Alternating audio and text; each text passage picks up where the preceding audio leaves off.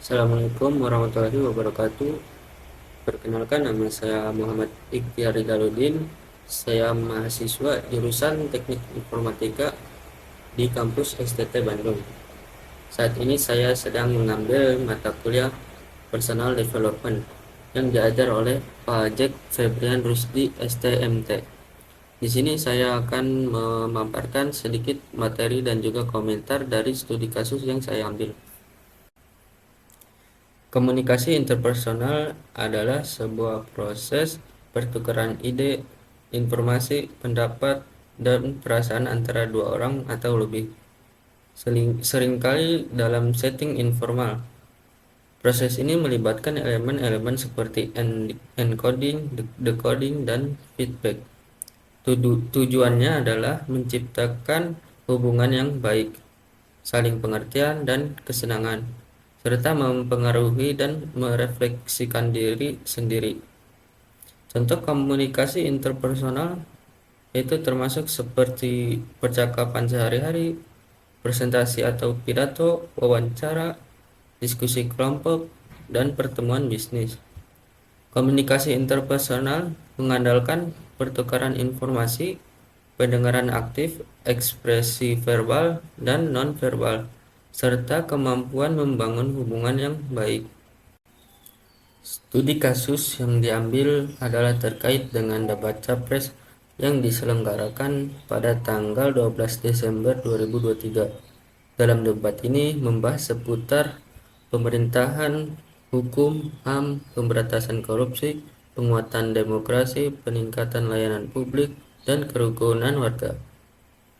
Pada isu yang dibahas, saya menyoroti tema 3 pertanyaan untuk Capres nomor 1 dengan tema penanganan disinformasi dan kerukunan warga. Dengan pertanyaan dari panelis yaitu mengenai kebijakan paslon nomor 1 dalam melindungi warga negara dan memperkuat toleransi dalam masyarakat Indonesia yang majemuk. Pertanyaan dari panelis ini dijawab oleh Pak Anies dengan 2 jawaban. Pertama, beliau menegaskan bahwa penegakan harus ditegakkan tanpa pandang bulu. Kedua, beliau membahas terkait usaha negara untuk berkontribusi dalam mewadahi hak dan memberi ruang kebebasan untuk masyarakat dalam menyampaikan pendapat. Beliau juga menegaskan bahwa negara bukan mengatur pikiran atau perasaan, melainkan tindakan masyarakat. Maka, apabila pelanggar aturan yang berlaku, perlu ada penegakan hukum. Beliau juga menambahkan program pelayanan pengacara online yang dicanangkan atas kebingungan masyarakat ketika berkaitan dengan hukum. Lalu paslon 2 diberikan kesempatan untuk bertanya dari paslon 1. Beliau bertanya mengenai bagaimana tanggapan nomor 1 terkait kelompok minoritas yang sulit membangun tempat ibadah karena faktor-faktor, salah satunya faktor birokrasi. Kemudian paslon 3 juga diberi kesempatan untuk menanggapi jawaban paslon 1. Beliau menegaskan bahwa ada yang lebih penting dari suatu proses hukum yang dilalui. Salah satunya adalah penegasan hukum dan keteguhan aparat dalam menegakkan hukum. Beliau juga mengkonfirmasi kegiatan Pak Mahfud MD pada saat berada di Sabang yang berbicara terkait pentingnya pendidikan agama dan budi pekerti. Beliau mampu memberikan pemahaman yang lebih luas kepada generasi penerus bangsa demi tercapainya harkat dan martabat Indonesia serta persatuan Indonesia yang penanganan disinformasi dan kerukunan warga yang berbeda-beda tetapi tetap satu. Lalu paslon 1 diberi kesempatan untuk menanggapi pertanyaan dari paslon 2 yang telah diajukan sebelumnya. Beliau mengatakan bahwa ada kenaikan yang signifikan pada saat ia menjabat terkait kemudahan izin mendirikan tempat ibadah untuk semua agama di daerah Jakarta. Bagi saya, pembahasan pada tema 3 ini sangat menarik karena isu penanganan disinformasi dan kerukunan warga menjadi permasalahan yang memang sejauh ini masih belum dapat terselesaikan secara baik dan menyeluruh. Selain itu, diskusi yang terjadi cukup intens dan mendalam. Komunikasi interpersonal yang terjadi dalam konteks ini memiliki beberapa aspek penting. Yang pertama yaitu klarifikasi dan responsivitas. Paslon nomor 1 memberikan respon yang jelas dan terstruktur atas pertanyaan dari panelis. Jawabannya menyoroti pentingnya penegakan hukum yang adil dan memberikan ruang bagi kebebasan berpendapat.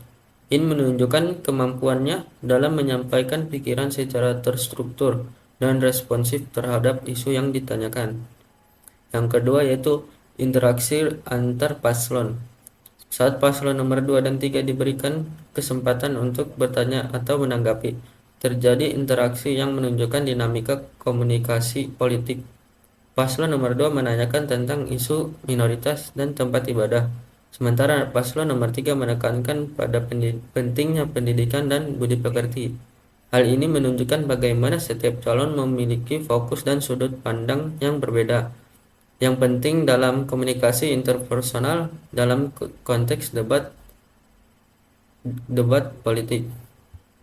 Yang ketiga yaitu mengatasi kontroversi dan ketidakpastian, yaitu penambahan program seperti hotline pengacara online oleh paslon nomor 1 menunjukkan inisiatif dalam mengatasi ketidakpastian hukum dan menyediakan layanan yang langsung bisa diakses oleh masyarakat. Ini mencerminkan pemikiran proaktif dalam komunikasi dan pemecah masalah.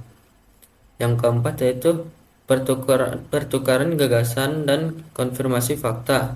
Interaksi antara paslon seperti penegasan paslon nomor 3 tentang pentingnya pendidikan dan konfirmasi kegiatan oleh Pak Mahfud MD, serta tanggapan paslon nomor 1 tentang kenaikan izin tempat ibadah menunjukkan komunikasi interpersonal yang bukan hanya berfokus pada perdebatan tetapi juga pada pertukaran ide dan konfirmasi fakta.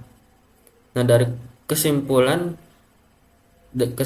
dari topik debat calon presiden yang membahas isu penanganan disinformasi dan kerukunan warga di Indonesia terfokus pada efektivitas komunikasi interpersonal dalam konteks politik.